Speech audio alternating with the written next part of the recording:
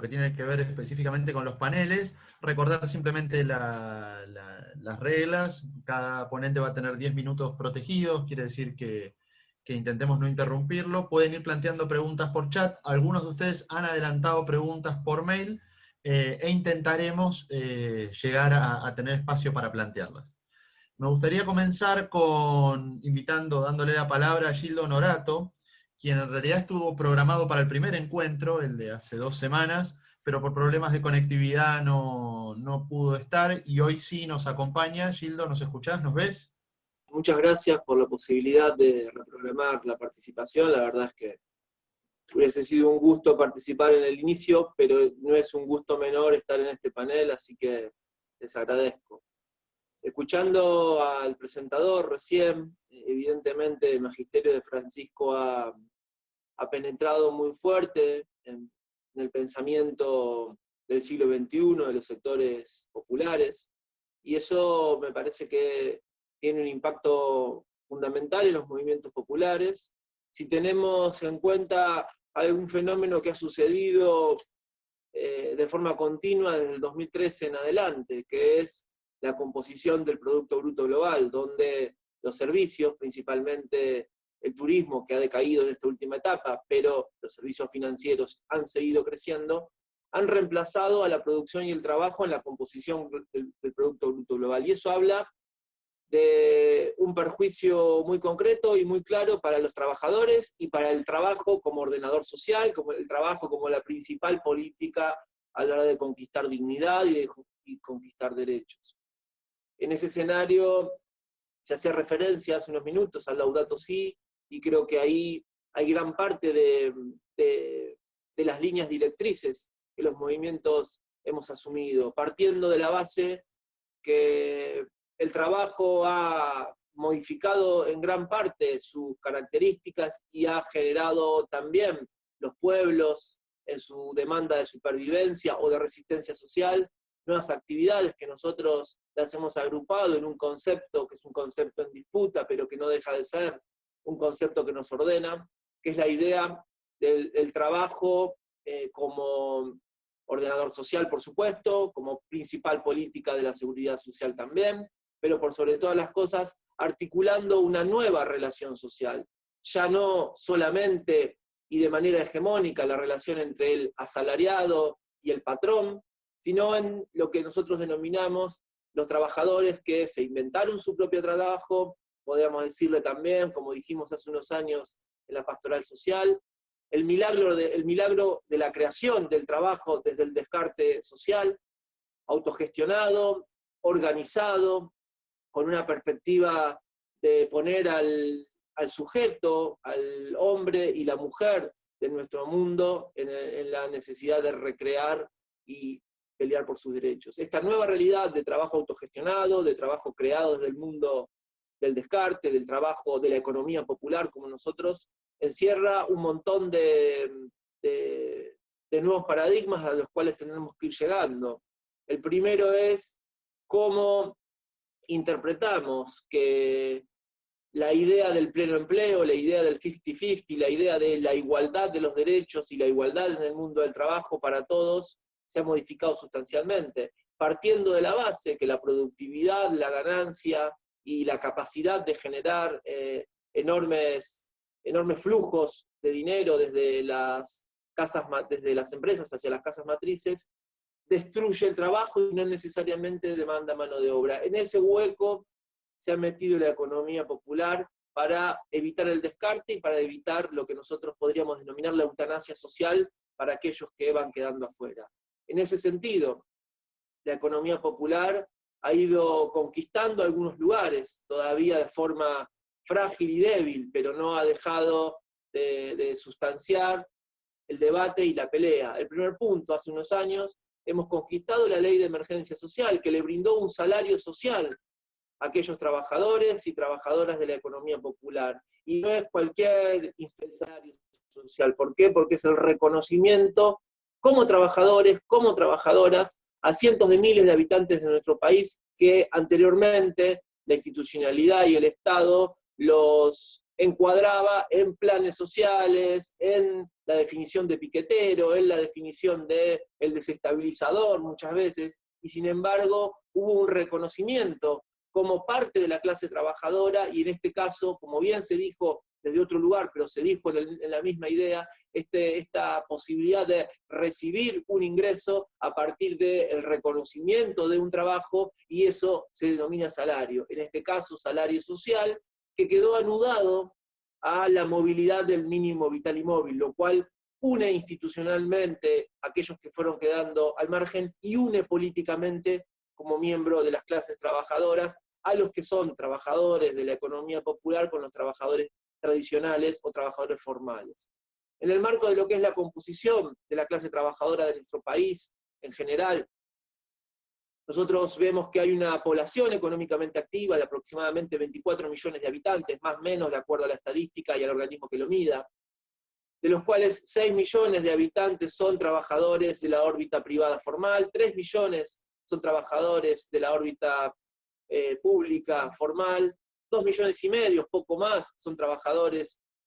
cuentapropistas o monotributistas de distintas categorías, y el resto, es decir, la mayoría de la población económicamente activa de nuestro país, se inserta dentro de lo que podríamos denominar el precariado, la desocupación o la economía popular, lo cual nos obliga a pensar algunos paradigmas que el progresismo y que el liberalismo tecnocrático intentaron abordar para resolver el problema de la desocupación y la falta de trabajo, que es apostar todo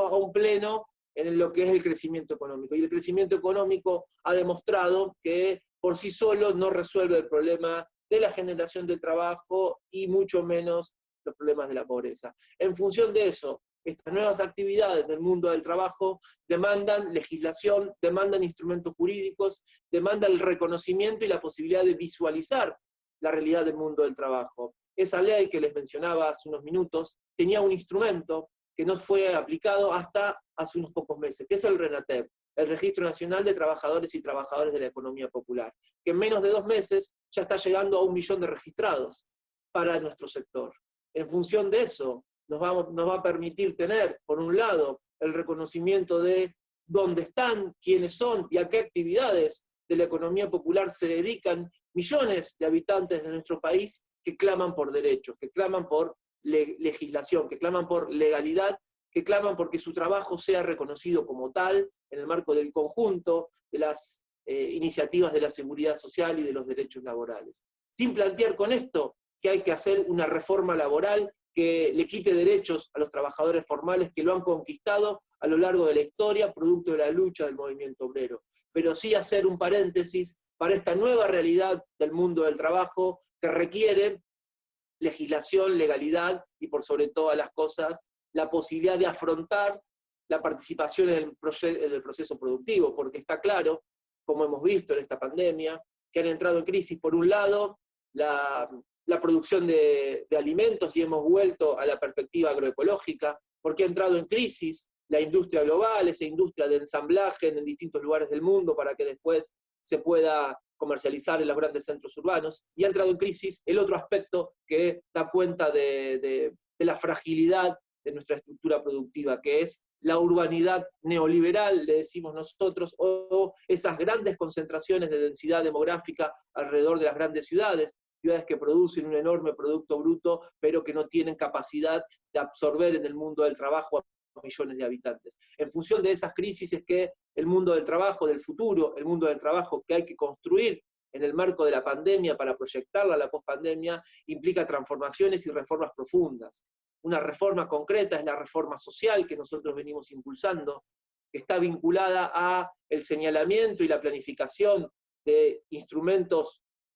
institucionales para dar cuenta de esta nueva relación social de trabajadores y trabajadoras que se inventan su propio trabajo. Esa legislación tiene que tener como un concepto central y ordenador la realidad en el marco de la economía popular, donde el 58% de las actividades las llevan adelante compañeras mujeres que tienen que ser contempladas, no solamente por la ley Micaela, sino por más derechos que reconozca su igualdad en el mundo del trabajo, y por otro lado,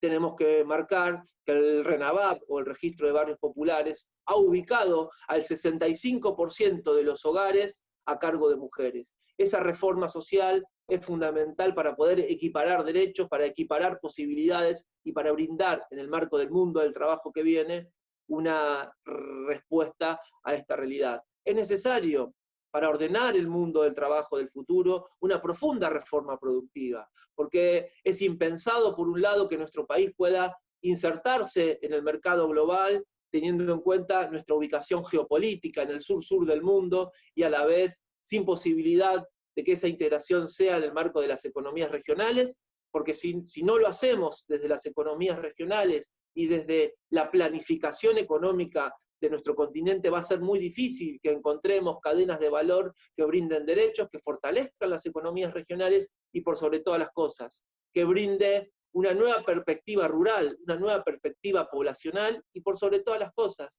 que esa perspectiva rural y poblacional de reocupación de nuestro territorio y de nuestro campo, fundamentalmente, esté vinculado a mecanismos económicos que brinden respuestas de dignidad laboral. La primera, tiene que haber, como dice nuestro secretario general, el Gringo Castro, que posteriormente va a hacer su intervención, tiene que haber nuevas chacras en la Argentina, 1 millón, decimos nosotros, para desde ahí tener reservas de mercado, abastecimiento local, consumo en origen y una economía que pueda cumplir de alguna manera el circuito económico de abastecimiento, como se decía recién, y que sea medioambientalmente saludable. Porque ese es el otro aspecto. Cuando hablamos del clamor de la tierra, como dice el Laudato Si, hablamos centralmente del clamor de los pobres, porque está vinculado directamente el modelo tecnocrático a la desigualdad, a la desarticulación de nuestro medio ambiente y a la posibilidad de pensar que hoy es más fácil imaginarse el fin de nuestra especie que el fin del capitalismo. Por lo tanto, la transformación del modelo productivo con un cuidado medioambiental está vinculado también al mundo del trabajo que necesitamos construir.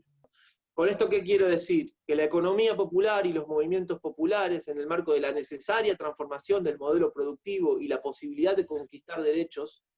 y de legitimaciones institucionales, también somos parte de la posibilidad del cuidado de nuestra casa común y del cuidado de nuestra especie. A veces no se tiene en cuenta en el debate productivo, económico y social la importancia del trabajo en el marco del cuidado del medio ambiente. Quedo sujeto a preguntas, les agradezco el tiempo y espero haber podido afrontar parte de los ejes de esta presentación. Muchas gracias.